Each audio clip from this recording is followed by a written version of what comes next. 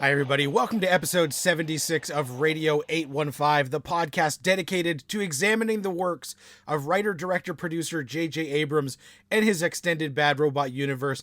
I'm your co-host, Matt Crandall, here as always with Marcelo Inestroza, and today we are taking a look at 1992's Mel Gibson drama Forever Young, which is the third credited screenplay by one JJ Abrams, who also gets an EP credit on this. Digging into the research, it seems like this was a hot script at the time. It sold for $2 million when it was originally titled The Rest of Daniel.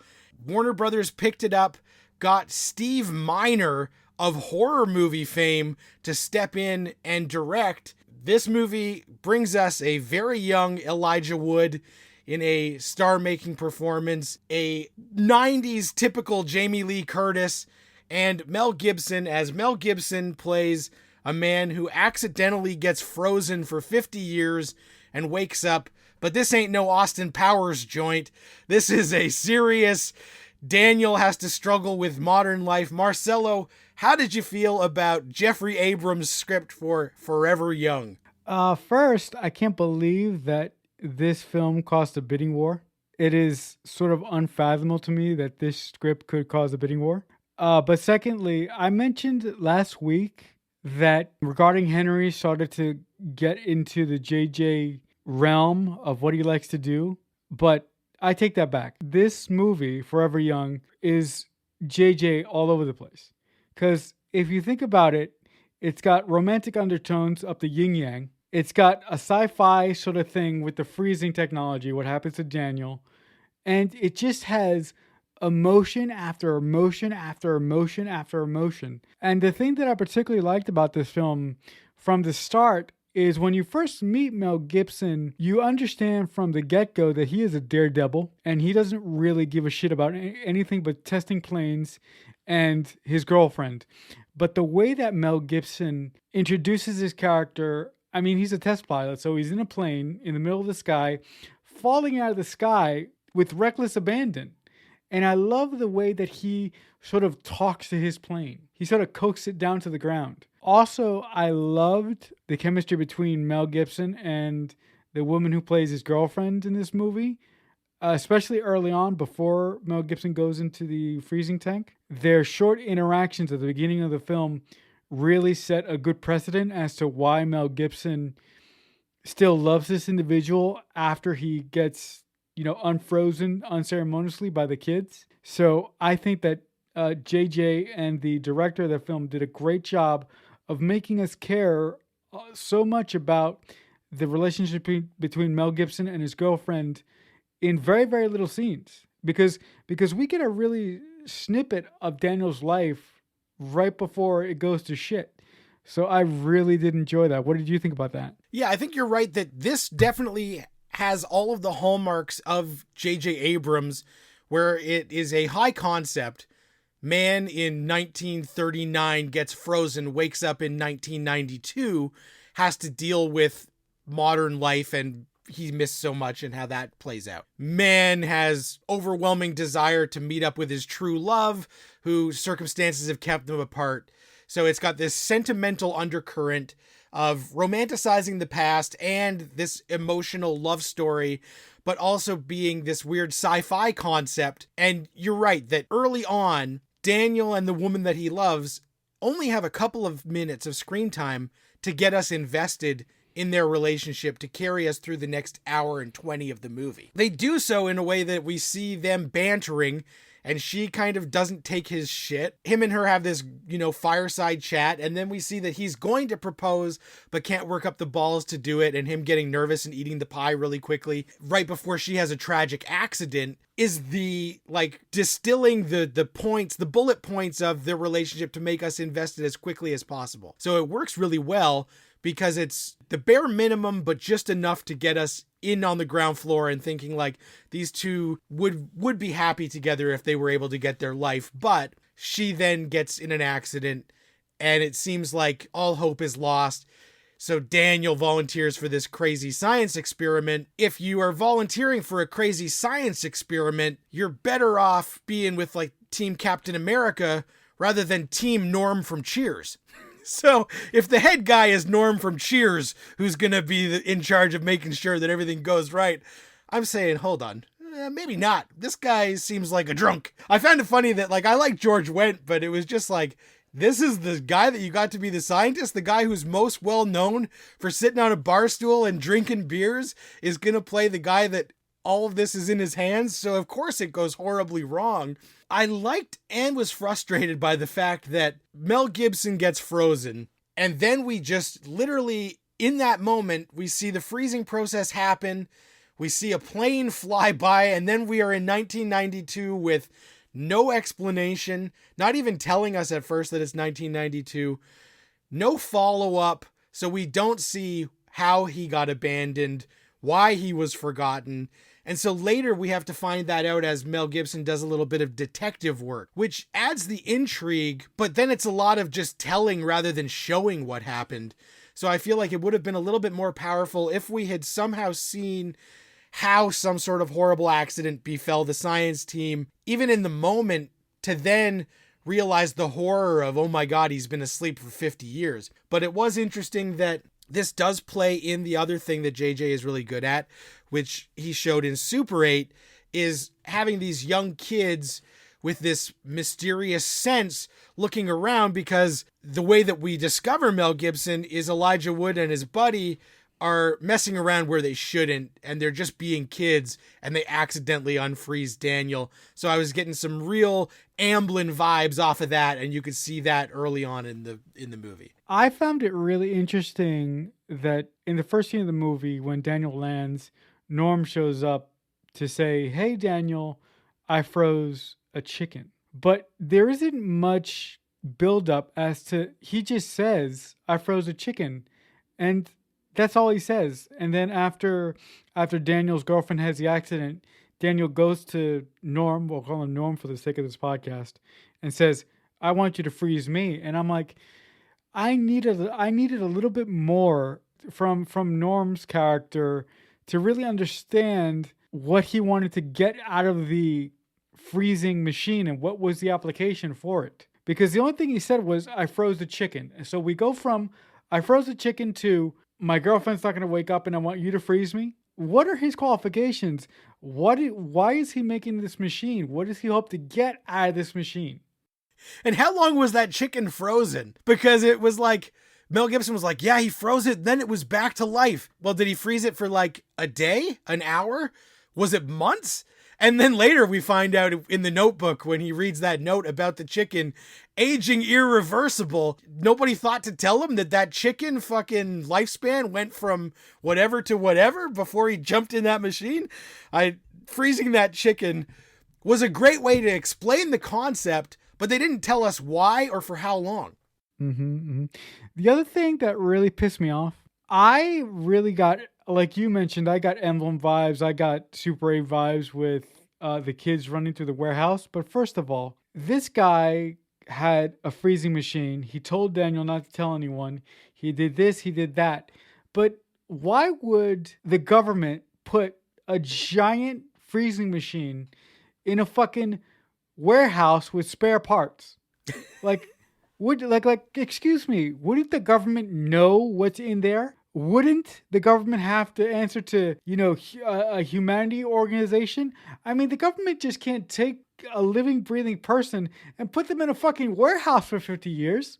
I like how they say, oh, we just thought it was some sort of other kind of machine, so we just put it in the junk pile. We weren't paying attention. Nobody did a proper inventory. It's a living, breathing man. So you're telling me that nobody, in 1930, when the project got debunked, nobody said, oh, we should write down what this fucking project was about. Who cares if it was classified? Because if this thing ever comes out, if this guy ever wakes up, whoever's still alive is not going to know what the fuck we did. I absolutely agree with you. I think the thing that JJ put in there to try and gloss over it is that because he was frozen in 1939 and World War II happens right after, it's like the chaos of World War II, everybody forgot. And it was supposed to be that event is so huge that that's how he gets lost. Right. It's a plot hole for sure. You really gotta jump across a cavern to make that somehow work logically, that all those years people saw a metal coffin and never thought, fuck's in there. Okay. So that is a plausible explanation, but still, that's a plausible explanation with holes in it. Oh yeah. And the other thing that I was wondering was, okay, if you debunk the program, why not put that thing in like an Ark of the Covenant situation? Why? I mean, I understand the World War II thing. The country was upside down. Everything was chaos and records got lost. People got lost. I understand chaos. I couldn't get past how the fucking government could put something that sensitive in a goddamn warehouse. I couldn't get over it. I just couldn't get over it. Right, especially to your point, it is a small warehouse. It's not like the Ark of the Covenant. And part of that is probably budgetary, that they couldn't actually film some vast expanse. So it does just look like they lost him in a moderately sized military warehouse that anybody should have been able to like inventory in a day. Which definitely makes it a little bit harder to swallow. I do think that, once we get past that, and that was part of the story that I'm like, okay, I'm willing to forgive that. There are other plot things later that I don't love. When Gibson unfreezes and scares the shit out of the kids, I love that moment. And like I said, this movie was directed by Steve Miner, who is known mostly for horror. He did Friday the 13th, 2 and 3. He ended up doing Halloween H2O with Jamie Lee Curtis. He directed a great horror comedy called House. So there are moments like when Mel is unfreezing that feel like a horror movie because these kids don't know what's going on. But then also, Steve Miner was known for doing episodes of The Wonder Years and did a lot of teen TV since. And this has a lot of those vibes in the at-home family stuff. And that is where the movie really shines, when Mel unfreezes and his relationship with Nat, played by 10-year-old Elijah Wood, is really charming and fun. And they have great banter. And seeing Daniel try and reintegrate as he's trying to figure out what happened to him and how this happened is the more interesting part of the movie. And the heart being that relationship between him and the kid, and him stepping in to save Jamie Lee from a really disturbing scene where she's going to get a beat down and sexually assaulted, and Mel steps in and you're like, thank God he was there, but how dark is this movie about to turn? So I appreciated that. And Jamie Lee is doing a great job to make that character endearing. And even her goofball boyfriend from the hospital, he could have been like a jealous jerk when he sees handsome Mel Gibson hanging out with his family, but they don't play it that way. And I really appreciated that they didn't try and go down like a super romantic route with those two. They do have a few moments, but it's more like human moments and dealing with this loss and this out of time aspect, rather than like they were going to have a hot and heavy sex scene or something. So I thought that was really interesting, that the family dynamic and the way it worked in was good. There's a lot of plot holes where we can start wondering, Daniel is not as freaked out as he should be, considering what happened and considering the technology that he's now faced with. He's not that phased. And I'm like, okay, I understand that we don't want to see him like freaking out, even when he's reading about like Hiroshima and stuff. He's kind of just taking it all in. But I'm like, a lot of this stuff that would have happened over 50 years would probably rattle the shit out of you. How do you think you would deal in that situation, waking up? Even seeing the difference in cars, telephones, and TV. He's like, oh, I've seen TV before. But like this in color? How are you not losing it? Yeah, look, if somebody put me in a cryogenically free chamber and froze me for 50 years and I woke up, the first thing I would go and ask when I woke up is, what are your medical advancements? Just because of who I am. But with that aside, I would freak the fuck out, because I can't imagine what the world is going to look like 50 years from now. Granted, we might not have flying cars, but the world that you and I know today will be vastly different 50 years from now. Mm-hmm. And I do think that Mel, specifically when he was reading the history book, that I think it was Elijah Wood that gave him the history book, and he was reading the history book in the little treehouse that they had. By the way, I want to speak about that treehouse for a minute. Him reading about all the history that he's missed in the past 50 years. I kind of like the way that he sat there and he just sort of took it in. Now, granted, he could have freaked out just a little bit, but I got a sense that Daniel, for the most part, is a really level-headed guy. We do have the early scene when he worms his way onto the base for the first time and he tries to speak to someone who is in charge and someone who has a position of power, and he's dealing with that fucking soldier who won't give him the time of day, who won't even let him in. And when he does speak with that higher up person, the higher up person basically thinks he's a fucking loon and doesn't take anything he says seriously until later on when that person gets a call from one of his superiors and says, no, this guy is important. You need to find this guy again. So I do think that Daniel, for the most part, is a very level-headed guy and he doesn't freak out easily. But the other thing that I did like, the other positive little touch that I did like, is when Daniel first gets out of the warehouse and he steals a bunch of shorts and he steals like this awful Hawaiian t-shirt. And he goes up to a payphone. Big props for seeing a payphone again. I'm a child of the 90s, so that shit made me happy as hell. But when he goes into the payphone and he dials the operator, and the way that Mel Gibson speaks to the operator, he speaks with pain in his voice. His voice sounds like it's been under for 50 years. And when he gives the phone number to the operator first does two things. The operator says, you didn't give me enough numbers. And then out of the blue, the operator does the most rude thing ever. She hangs up on him. So I'm like, excuse me, madam. Excuse me, if I call the operator and I'm trying to do something and the operator sees that I'm struggling, why the hell would the operator hang up on me like that? Right. I found it to be really, really weird. And then a couple seconds after that, Daniel sees this banner for, I believe it's the air show. Yeah. And he just sees it. He just sees 1992 and he goes, oh, brother. And I'm like, okay, I love that scene. I love that. But you're right. There are moments in this movie where I go, you guys could have done that better. That really didn't need to be there. I'm not really interested in this. The ending of the film was kind of dumb. Well, it wasn't dumb. That's the wrong word. It wasn't dumb, but it was just a little bit underwhelming. It definitely was underwhelmed by the ending. But I just want to say first that, yes, Mel Gibson is really good in this movie. Like, he does sell it. His acting is incredible in many of those scenes, like when he makes that phone call.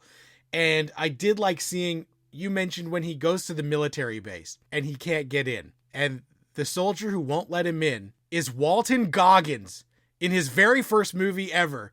Seeing friggin' Shane from The Shield, friggin' Boyd Crowder be the guy berating Mel Gibson in a Hawaiian shirt, saying, I will not let you in. Baby Billy from The Righteous Gemstones. I'm like, Walton Goggins, yes, I love this. Even though he's only in the movie for about a minute and a half, I was like, they knew that he had something special with those chompers, and there he is. And then Mel gets in and has his meeting with the guy who thinks he's Looney Tunes. And the guy even writes down nuts in big letter on the notepad. And I thought that is trying to also show us that these military people aren't keeping a good record of what's going on, because this guy dismisses it. And then later he finds out, maybe I should have Googled that, which of course there was no Google, but he didn't even look into it. So I did think that showed and added to the credibility. But I just love when Mel gets a cigarette and even he doesn't know what to do because there's a filter on it. And so he rips it off and starts smoking it because they didn't have those. So small moments like that show him out of time. And I really liked that. But it is that heart of him trying to find people from his past. And to do that, he goes to the library and he's using the machine and he's looking at these old articles. And he asks a woman who's working at the library, played by Amanda Foreman, Megan from Felicity, JJ's Lucky Charm, who shows up in tons of JJ stuff. I think this must have been the first time they worked together. So when she showed up and he's like, Debbie, I need you to help me find these people. And he keeps calling her. I'm like, oh my God, it's Megan. Yeah. When Megan popped up, I almost lost my shit. I was like, oh my God, it's Megan. I really like how the relationship between Mel Gibson's character and the Elijah Wood's character is really developed in this movie. That relationship really has a tinge of a son and a father sort of vibe going on.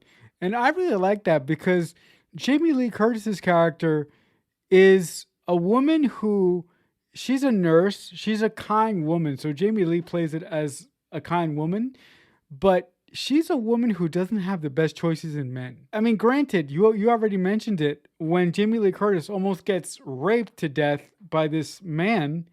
And if Mel didn't come in and save her, something very, very dark would have happened.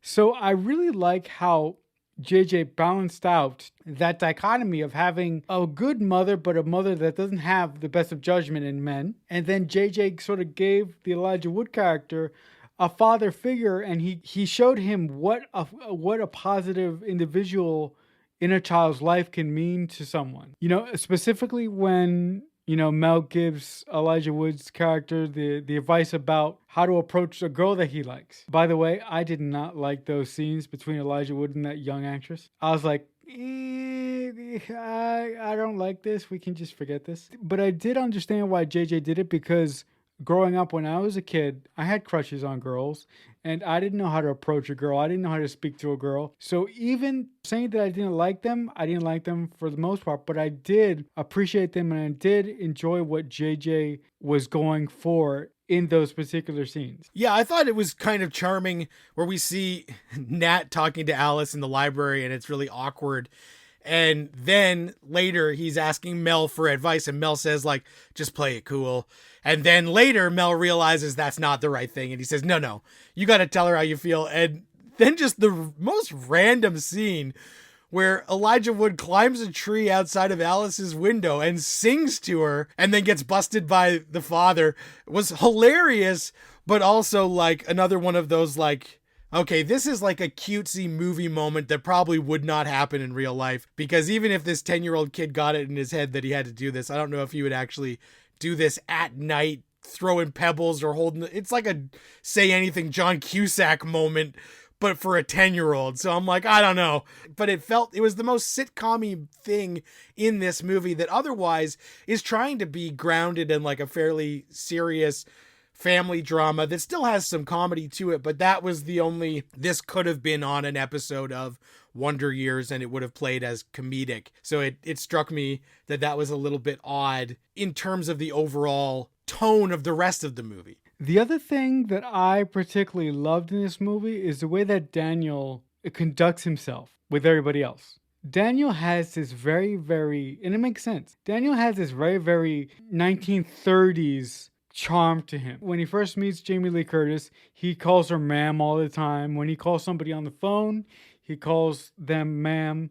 When he speaks to Megan in the library, he's very respectful. So he is very, very sort of 1930s typical man. And I really like that, because that kind of shows the change in society from one era to another. You know, people like you and me, when we meet younger people, we say that your generation is the worst, and we were a part of the best generation. I think that that's inherent with every generation, but I truly think that specifically the 1930s, the 1940s, and the 1950s, for my money, were the best generation, because they had a way of speaking to one another that wasn't disrespectful, that wasn't a curse every 5 minutes. And I really think that in today's society, and you know, this is coming from a person who likes to curse more than a fucking pirate. Did you pick up on that too? Did you like the way that Mel Gibson was sort of like proper to everybody else around him, when obviously the time period that he was in was completely different, as you know, as far as social norms were concerned? Yeah, this was an easy way to keep reminding us that he was a man out of time, that he wasn't using modern vernacular, and he styled himself differently than the people of that era would. So that was like a very easy shorthand to keep us reminded that he was out of time. This is a concept executed in a way that feels fresh, but it is a concept that has been used many, many times. Even I think this same year, not quite the same, Encino Man came out, that was about a caveman who got frozen and woke up in the 90s. And it was vastly different, but also like a man out of time. Obviously, I mentioned Austin Powers earlier. And even last year, there was a Seth Rogen movie, An American Pickle, about a guy who fell into a pickle barrel in the 1900s and woke up in 2020. This movie is very much of a time of the 90s, because even the journey that Mel Gibson goes on, cold calling people and trying to track down, if you do it now, he just wakes up and he Googles it, and within half an hour he's on TikTok and everybody knows that he has just woken up from this era.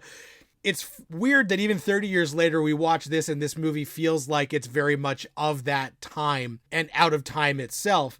But I did like that. The thing I think that bugged me was that this is such a straightforward, simple movie in a good way. It's only an hour and 40 minutes. It flies by. But there's that point after Gibson has tried to find what's going on and he starts to faint and have these episodes. And he's slowly aging in a very speedy amount. And we find out like, George Wendt wrote in his book that the aging is irreversible. So all of a sudden, Mel Gibson is going to have 50 years of aging happen to him in X amount of time. And we don't know how long, and it ends up 50 years of aging is going to catch up to him in about 2 days. We wake up Miles Dyson in a scene. We find out that he is 1992's premier cryogenic scientist, and him and his team are trying to do this same thing and have not been successful.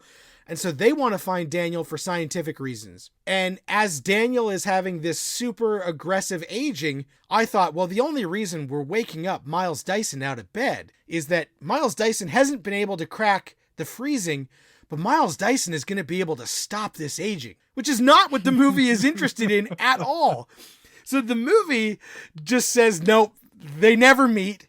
There's a fun scene where they have like a cat and mouse game in a hospital, but they never meet. Mel Gibson does go from 33 to 85 in about 10 minutes of screen time. And he finds out that the love of his life didn't die, and that she actually had a family and a life, and that she is now widowed. And so he decides, I gotta go find her. And of course we want him to go find her. And it's that touching end moment. They get together and he goes, well, are you gonna marry me or what? She's like, I will. And it's like, oh, this is so sweet. And then the movie fades to black and it's over and there's this swell music. And I'm thinking, this fucking guy got cheated out of 50 years of life because he made a rash decision. Somebody fucked up. And now he literally missed all the best years of his life. He's now 85 years old or whatever it is because he was born in 1907.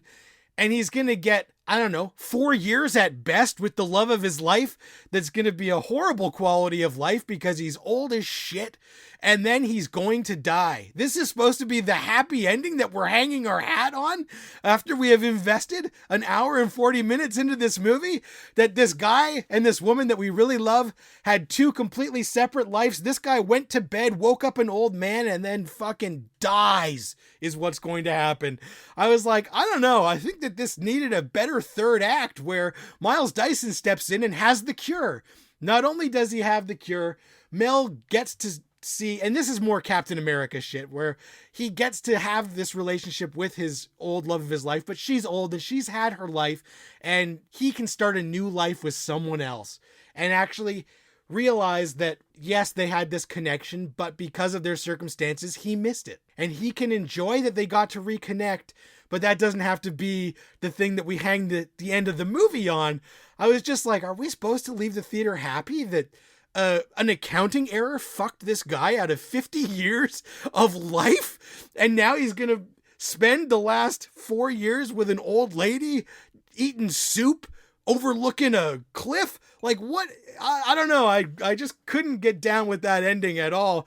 But I appreciated that the movie was only an hour and 40 minutes, and rather than dragging out the finale goes from Mel Gibson is fine to 15 minutes later, the movie is over, and Mel Gibson's 85 years old. When you put it like that, I go, well, holy shit, Crandall, where were you when they were writing this fucking movie, man? When Miles Dyson came into the film, I was like, oh shit. So it's Dr. Miles Dyson. So if he does not figure out a way to fix Daniel and give him the life that he lost back, I'm going to have a fucking fit. And sitting here listening to you talk, I'm like, why the fuck didn't these two meet? Why the hell didn't either Dyson figure out how to reverse the process or how to stop it? And even better, it would have been so much better if Dyson would have figured out a way to reverse the process, and if he would have gotten the two of them, Mel and his girl, and stuck them into the chamber and reversed them back to when they were younger at the same time. Mm-hmm. I think that would have been really cool. Yeah, and even I like your point of he could have stopped, even if Mel Gibson gets to like 55 or 60 and they stop it, he could still be with the woman even though she's now 85, but we wouldn't think like literally his whole life is gone. Right. All of those good years, he got 2 weeks and then now he's an old feeble man. But I really don't like how when Jamie Lee Curtis notices that Mel's having these attacks, Mel Gibson doesn't ask for help. Guy, you were in a freezing tube for over 50 fucking years and you started having these attacks and you don't think it's a good idea to be seen by a doctor to see what the fuck is wrong with you? Like, are you so focused on finding your friend Harry or the love of your life that you don't care to find out what's happening to you? Like, I don't like the way that he sort of just ignored that. Right. I think that was like him flying in the face of danger, which they made really apparent in the opening with him literally flying in the face of danger. So I think it's supposed to be like you said, he's a tough guy who doesn't get scared. So this doesn't throw him off. When he's at the hospital, then he doesn't really want help. But I guess they might not have been much help because even the doctor's like, oh shit, his blood is Gatorade. It's not blood. What's going on with this guy? And it's like, they're confounded by his test results.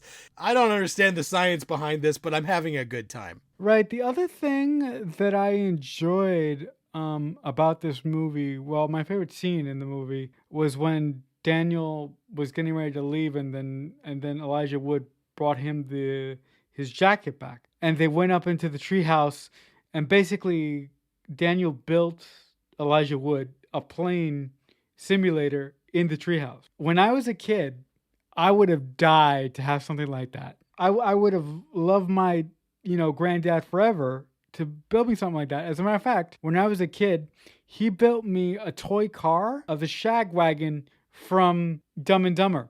That's incredible. Guys, little history about me really quick. When I was a kid, I used to watch movies that were really inappropriate for me. Like the movie that I used to watch all the time when I was a kid, and I couldn't tell anybody that I had seen it. I used to watch Trading Places all the time.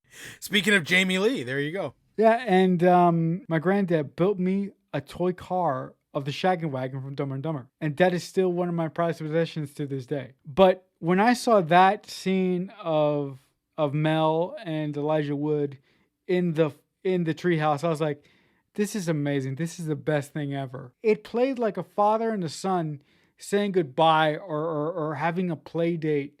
And as a kid, I didn't have those moments with my grandfather that I can remember. So that really spoke to me and really hit my heartstrings. How did you feel about that? Yeah, that is one of the highlights of the movie. And it's just this really sweet scene of the two of them bonding and imagining together, but also the directorial choice in that moment is that the camera does move and bump as if they are actually in a plane rather than just in a treehouse. So it sells the imagination and the play that's supposed to be happening, whereas some people we might have seen it and see them reacting as if they're shaking around and the camera be still, but the camera actually pans and tilts and rattles as if it is actually happening. And it's some sort of transformative moment. So I did think that was really sweet. A really nice moment before the movie does shift into that third gear to wrap up the movie in the blink of an eye. Then, of course, Elijah Wood in an Anakin Skywalker-esque moment does have to land the plane, which he got the training in the treehouse, so I guess that was all he needed. But I did think that was a sweet way that they worked that in and then paid it off right away. The other thing that I didn't quite like is that when Daniel and Elijah get on the plane to go see, Daniel's girlfriend, I would have appreciated at least one more scene with Jamie Lee Curtis as a way to say goodbye to Daniel. And the last thing I'd like to say about this movie is I did not like the way that the military was portrayed in this movie. I thought they were moronic, and I didn't like the way that the military behaved towards Daniel once they figured out who he was. And I didn't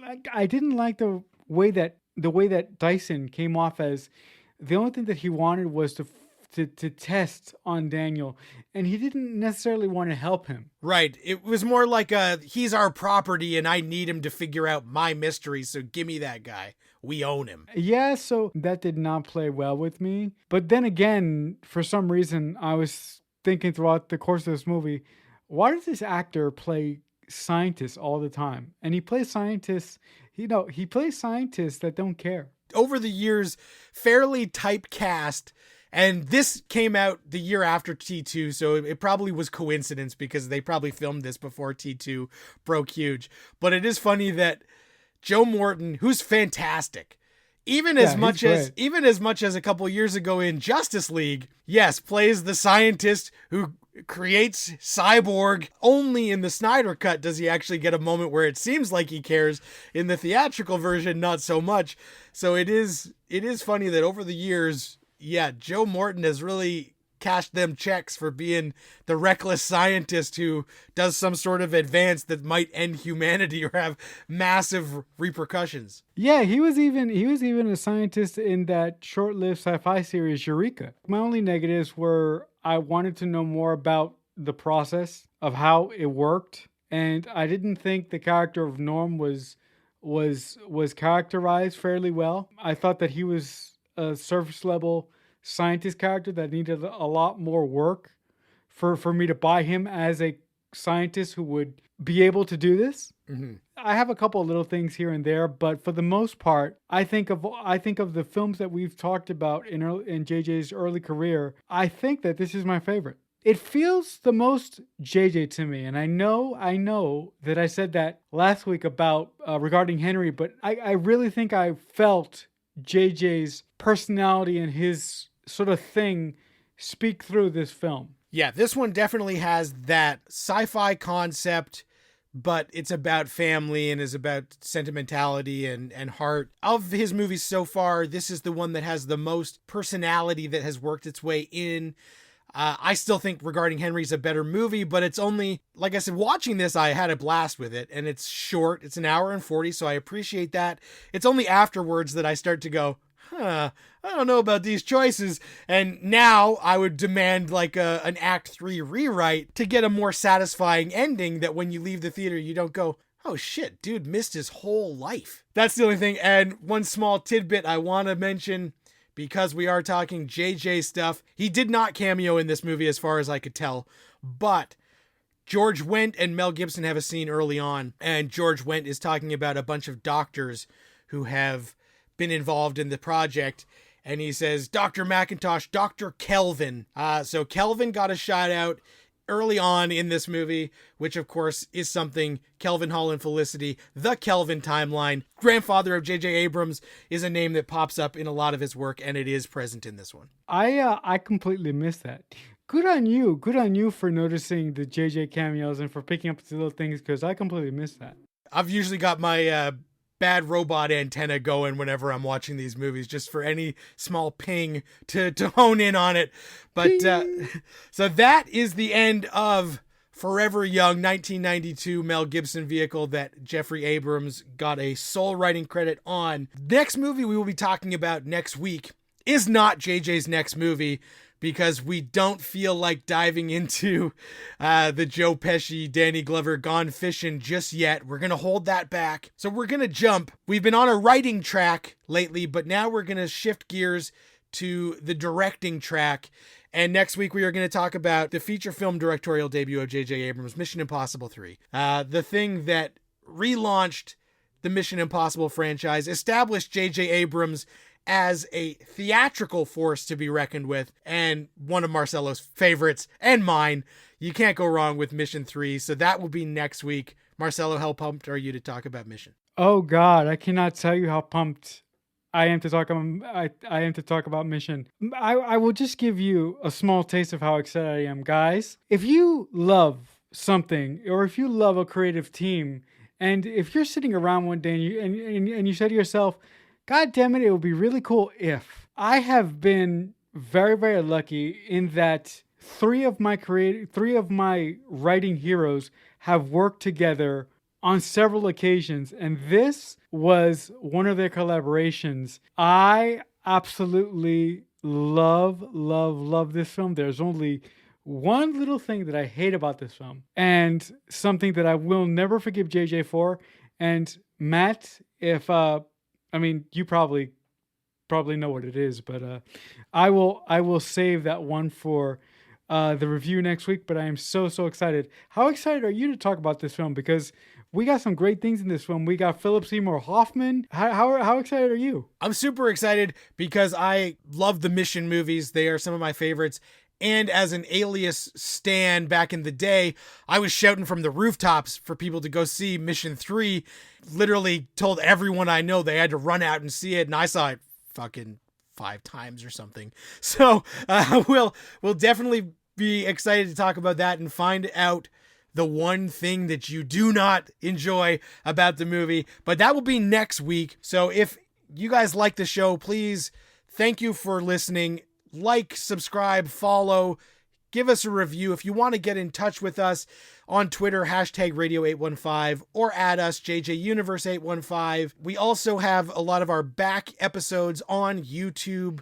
So you can just Google youtube.com/Radio815. They are on there if you're more up to things on the YouTube channel.